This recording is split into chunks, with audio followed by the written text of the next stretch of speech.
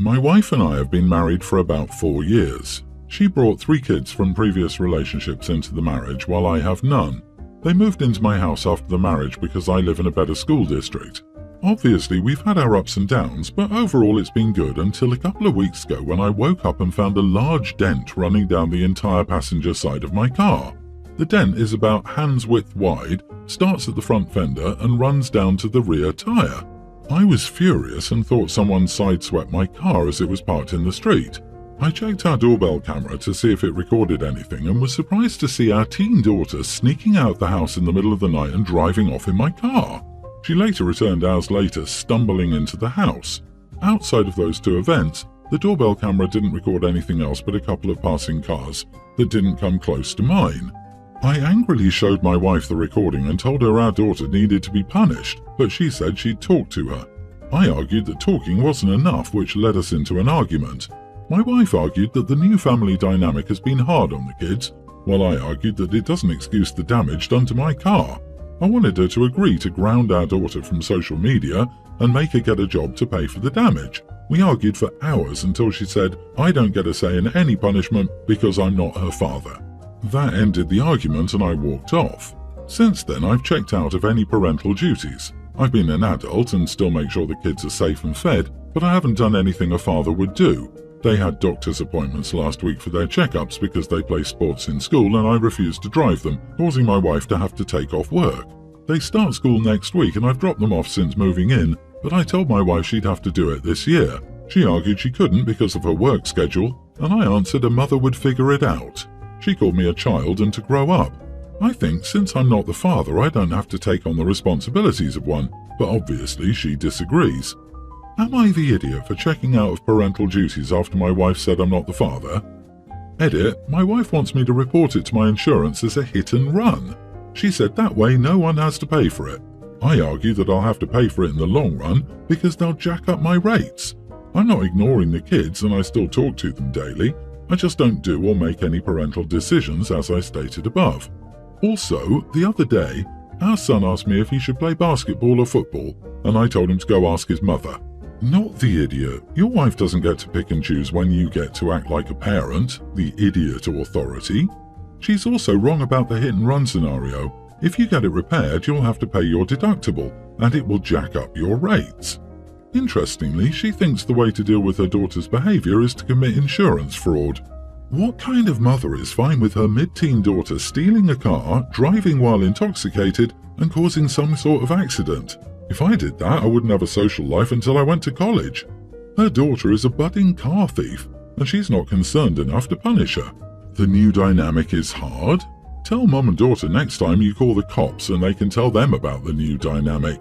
She may be telling the wrong person to grow up. She must look in the mirror. Insurance fraud is a crime. Don't do it. Also, you'd better report the theft of your car and the accident to the police. She obviously hit something with it, and there's a good chance a camera somewhere recorded your car, and it can be traced back to you. Then I think you should separate. Her daughter committed at least 3 serious crimes: auto theft, drunk driving, and hit and run. She has put you at risk of being sued and possibly arrested. You can't live in a home where that behavior isn't dealt with. Everyone's the idiot here. Wife and daughter are idiots for obvious reasons. You're an idiot for not taking this seriously enough. You're playing petty games about basketball and rides to school when there's a criminal in the house and her mother is enabling her. What else is she up to that you don't know about? This is the can of worms your wife just threw into your lap. She's more interested in covering the butt of herself and her daughter than in doing the right thing. I, 26 female, have been pretty lucky regarding inheritance. I'm the eldest of my siblings, but I have a different dad and am the only child he had. Despite him being a piece of crap I didn't know very well, I inherited everything he had. I sold the properties in another state and used the money I had to buy 2 properties. My place, a bush property, and a house closer to the city with 2 granny flats. The house my parents, siblings, and a few aunts, uncles, and cousins live rent-free. I did this because we grew up poor and thought this would be a good idea. To the actual event. I got a call from my aunt saying that they're going to report my dog, Hybrid, for attacking my cousin unless I give them the money for medical bills. In the country we live in, healthcare is free. I hung up immediately and checked my cameras, and lo and behold, my cousin was on my property the night before trying to break into my shed. My dog chased him down but didn't attack him whatsoever. The idiot jumped over a barbed wire fence and tried to pin it on the dog. Right now I'm refusing as I know it won't go anywhere and my dog is safe, but my family, including my parents, are trying to tell me to pay up or they will report my dog. After that, I just told them if they do, they could all be out on the streets. I've got the eviction notice prepared just in case. I don't care that it won't go anywhere, but it's the fact that they think it will and are actively trying to get my dog put down. I'm feeling like an idiot about it though, since there are some young kids in that house that I love to bits. Am I the idiot? Also, for clarification, my bush property where I live is a good 6 hours away from the other house. The idiot probably went through more petrol than what was even potentially worth stealing in that shed. Not the idiot. Your cousin was trying to steal from you and they're blackmailing you with the threat of potentially having your dog taken away or put down if you don't give them money. These people are bad news and will continue to hurt you. Don't threaten them. Get them off your property. Ungrateful idiots. Exactly, there will be another incident for sure. They think OP owes them just because she has something they don't. The free housing was a mistake. Evict them now before they fall down the stairs and sue you as the property owner or worse. They could do so much damage and seem the type to do it. I'd report your idiot cousin to the police for the attempted robbery and then tell the rest of your family that you have cameras and they caught what really happened. Don't worry, I'm planning on filing a police report and turning the footage over to the police. That footage shows my dog didn't attack him and he just ran off. The idiot cut himself on barbed wire while trying to get out of my yard. I do hope he's up to date on his tetanus. Pull their bluff. Then watch your family change their tune to either being angry at you for wanting to go to the police or angry at him for lying. I, 25 male, was doing an oil change on my car in the back parking lot of my apartment complex. I wasn't in anyone's way and it took maybe 30 minutes. I clean up after myself. It's technically not allowed, but who gives a damn? I'm paying $3,000 a month. I'm not the only one who does it either. I've seen others spending hours on their cars out there. Anyway, this older lady, I don't know, maybe 70s, moved upstairs above me. She's a Karen, constantly in everyone's business and complaining about the dumbest crap. She walked all the way over to me with her crusty white dog and asked if I knew it was against the rules to do mechanics on your car in the lot. I'm like, oh no, I had no idea. She angrily said she'd report me and called me disrespectful. I just ignored her and finished up. I see her speedily walking over to the property manager's office. The next day, I got a fine for $20 wedged in my door, saying they received an anonymous report I was working on my car. I was angry. The property manager, Dan, 40s, male, rode over on his golf cart to chat with me while I was working on it in the past. He's very chill and he doesn't care about most of the policies unless you're committing a crime or actively disturbing the peace. He apologized and said he unfortunately has to do it once someone puts in an official complaint, since his bosses will see it. They'll make a big stink if it's not dealt with. He told me he didn't care. He suggested I do it late at night when it's past Karen's bedtime. I was kind of fed up with her at this point.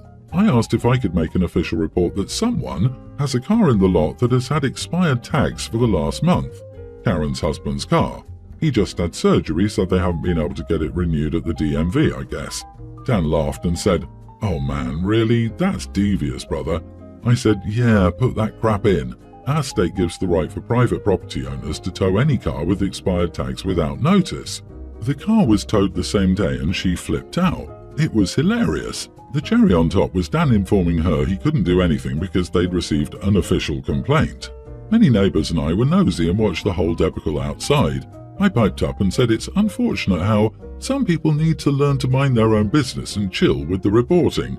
She started crying, saying she doesn't have the money to get it back since it's $300 total. Too many bills with the surgery. Oops. I told my buddies. They think it's hilarious, but I've also heard some of my friends call me a major idiot and I went too far, since she's old and taking care of her husband. They said $300 was overkill when I was only fined $20. Whatever. I think she had it coming. She was constantly reporting people for the dumbest things. I mean, she screamed at little kids for colouring chalk on the sidewalk since it's against the rules. She also reported a teenager for keeping his bicycle on his balcony instead of the bike rack. It gets rusty out there with the rain. He's had it up there for years and it was never a problem before she moved in. She's been staying inside for the most part since, so no new reports have come in either. I kind of feel bad since she still hasn't gotten the car out of the impound though. Am I the idiot? Edit, to defend Dan a bit here, he does enforce rules if you're actively screwing around, like if kids are out there drawing slurs on the sidewalk. Yeah, he's going to do something. But little girls drawing rainbows and flowers during the summer vacation? Of course, no one cares, lol. Except Karen, obviously. Not the idiot. She plays stupid games and finally wins the prize. It's only $20 for you, but how many of your neighbors also receive $20 fines from her? That adds up quickly, so no, you're not the idiot here, she is. Don't let anyone guilt you into that. Plus, people like that have a pattern of being nosy idiots and trying to get everyone to follow suit. It sucks to be her. It would have cost her $0 to mind her business and keep her trap shut. I was all kinds of ready to vote you idiot, especially with the I know I'm breaking the rules but who cares attitude, but realistically, communities only work when people look out for each other rather than trying to screw each other over.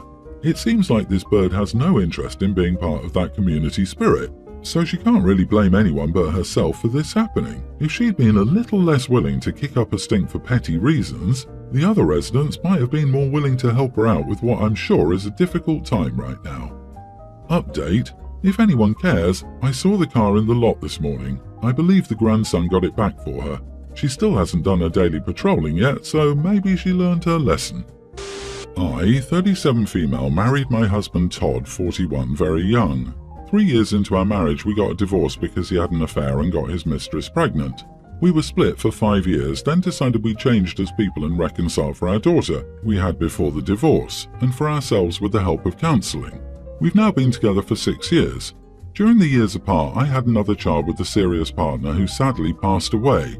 A few days ago, we got a call from my husband's ex-mistress. She says her job wanted her to fly out of state this weekend for an opportunity, but it isn't possible with her son, and she asked us if we'd be willing to take him on such short notice.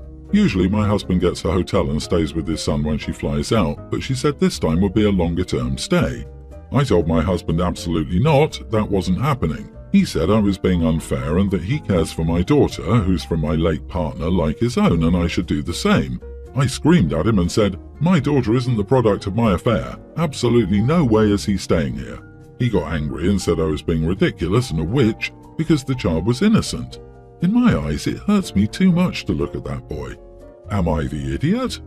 It surprises me you remarried him, given you clearly haven't forgiven his infidelity and the child. The fact is, if you had, you would accept he had a child and has to be a father to him. That means you're a stepmother. You married a man with a child, no matter how he came to have it. It no longer mattered at that point that it came from an affair. Just like you, he was a parent with a child. You chose to marry a man with a child, which means you have to allow him to parent that child in your shared home without blowing a gasket or treating that child ill. You are the idiot. Before you remarried him, did you tell him that you hate his child, will always hate it and never treat the kid well, all while expecting him to love your child? You chose this relationship, and now you want a father to choose you and your child over his. Pretty lousy. You decided to remarry him. Husband is an idiot because he's allowed you to treat this child as a second-class citizen. He was very wrong to have an affair, but it isn't the child's fault, and your husband should not have gotten back together with you for the benefit of one child while having this other one be treated inferior. Everyone's the idiot here. Maybe, just maybe, you two were better off divorced. This is an issue that is not going away. My sister-in-law, 43, cannot have children. This is important because it's 100% why she acts the way she does. My husband and I, both 29, have a pre-tween, and when we got pregnant at 22, sister-in-law insisted we give her our child because we were too young to be reproducing. We're not the first and probably will not be the last people that she pulled the same line with, but she checked herself into therapy a while back for the issues she has. For those wondering, she's not eligible for adoption or fostering. She's been denied several times for many different reasons. Over the years, she's definitely overstepped all of the parents in the family, telling the kids what they can and cannot do or arguing with the parents on issues that have nothing to do with her, i.e., if someone says their kid can't do something, it's met with a, "Why the heck not? You're so mean for no reason, let them do it," stated in front of the children, causing issues because Auntie said we could. The latest issue is us going to mother-in-law's house for Gramps' 90th birthday. They have at least 8 miles of ATV trails behind their home that are constantly crowded with dirt bikes and four-wheelers. The kids wanted to go on the trails and we told our son that he couldn't due to a safety issue. Kids do not belong on ATV trails. Sister-in-law says, "Why not? I literally just told them they could." So I simply stated, "Well, my son isn't yours and you have no right to grant permission."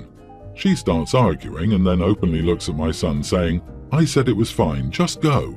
I told my husband to get our son in the vehicle, and when he was out of earshot I said, "Keep trying to parent my kid and there will be some problems. Watch how quickly I make sure you never see him again." I'm being told I'm an idiot by everyone outside of my husband because while sister-in-law overstepped, I turned petty and threatened no contact over something mundane. Definitely not the idiot. Your sister-in-law is not only massively overstepping with your child, she's giving them the go-ahead to do something that could hurt them.